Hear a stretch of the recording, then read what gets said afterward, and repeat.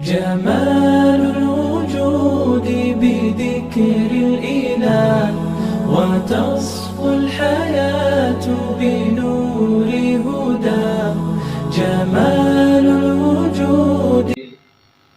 ملا علی قاری رحمہ اللہ تعالیٰ نے مشکوٰۃ شریف کی شرح مرقات میں بھی اور علامہ علوسی رحمہ اللہ تعالیٰ نے روح المعانی میں یہ بات لکھی ہے کہ قریبی رشتہ داروں سے مراد صرف یہ مراد نہیں بلکہ نسبوں و صہرا.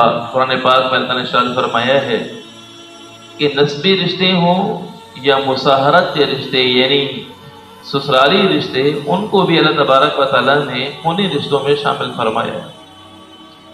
یعنی ساس سسر اور اسی طرح جو صالح ہوتے ہیں صالیاں ہوتی ہیں، ان کو بھی شریعت نے اللہ تبارک و تعالیٰ نے رشتہ داروں میں یعنی خونی رشتوں میں ان کو شامل فرمایا.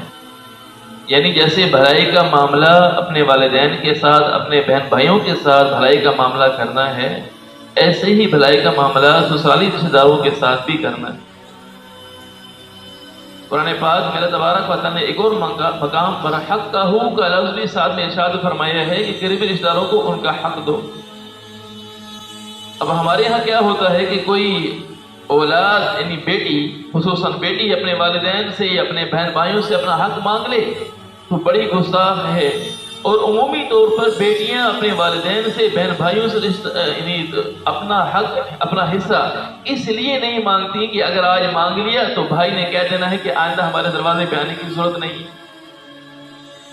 شادی شدہ بیٹی ہے تو باپ نے کہہ دینا کہ آئندہ ہمارے گھر میں آنے کی ضرورت نہیں ہے، کیونکہ اس بیچارے نے اپنا حق مانگ لیا. اس لیے والدین کو چاہیے کہ وہ جب ان کو اس بات کا خدشہ محسوس ہو کہ ہماری بیٹیوں کو ان کا حق ان کے بھائی نہیں دیں گے تو اپنی زندگی میں ہی ان کا جو حصہ بنتا ہے ان کو ادا کر کے دیں. اور شریعت نے اس بات کو پسند کیا ہے، مستحب لکھا ہے فقہاء نے اس بات کو کہ اگر والد اپنی زندگی میں اپنی اولاد کے درمیان میراث کو تقسیم کر رہا ہے تو پسندیدہ یہ ہے کہ جتنا حصہ بیٹوں کو دے رہا ہے اتنا حصہ بیٹیوں کو دے دے.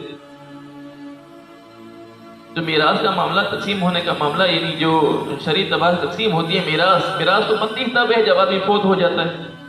فوت ہونے کے بعد میراث بنتی ہے. اپنی زندگی میں تو جو والد اپنے بیٹیوں کو دے رہا ہے یہ تو ہبہ ہے، یہ تو ہدیہ ہے، یہ تو تحفہ ہے، اس کو گفٹ کہا جاتا ہے، یہ تو وہ ہے. تو اپنی زندگی میں دینا ہو تو پسندیدہ طریقہ یہ ہے کہ بیٹوں اور بیٹیوں کو برابر حصہ دے دیں. فرض کریں بیٹے کو 1 کنال دی ہے تو بیٹی کو بھی 1 کنال دے.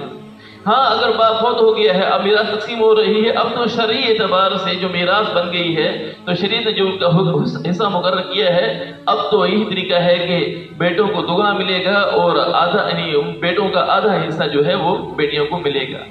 اگر 2 حصے مل رہے ہیں بیٹے کو تو 1 حصہ بیٹی کو ملے گا. اب تو میراث بن گئی.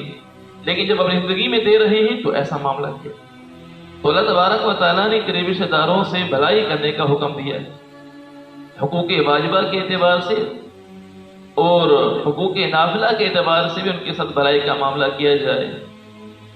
واجب صدقات ان کے اعتبار سے بھی اور نفلی صدقات کے اعتبار سے بھی رشتہ داروں کے ساتھ بھلائی کا معاملہ کیا جائے. ہاں واجب صدقات میں اصول اور فروع کو زکوٰۃ دینا، صدقہ فطر دینا جائز نہیں. یعنی میں جس سے پیدا ہوا، میرے والدین، میرے دادا دادی، ان کو زکوٰۃ میں نہیں دے سکتا ہوں، صدقہ فطر نہیں دے سکتا. جو مجھ سے پیدا ہوئے میری اولاد، ان کی اولاد، ان کو زکوٰۃ صدقہ فطر نہیں دے سکتا. اس طرح میاں اپنی بیوی کو، بیوی اپنے خامن کو صدقات واجبہ یعنی زکوٰۃ صدقہ فطر نہیں دے سکتا. ہاں اس کے علاوہ نفل صدقات وہ دے سکتے ہیں، وہ ان کے اوپر خرچ کر سکتے ہیں. اور اس کے علاوہ جو باقی رشتہ دار ہیں ان کو تو زکوٰۃ بھی دے سکتے ہیں، صدقات واجبہ، صدقہ فطر وغیرہ وہ بھی دے سکتے ہیں. تو اسی طرح نفل صدقات کے ساتھ بھی ان کے ساتھ بھلائی کا معاملہ کرنا چاہیے.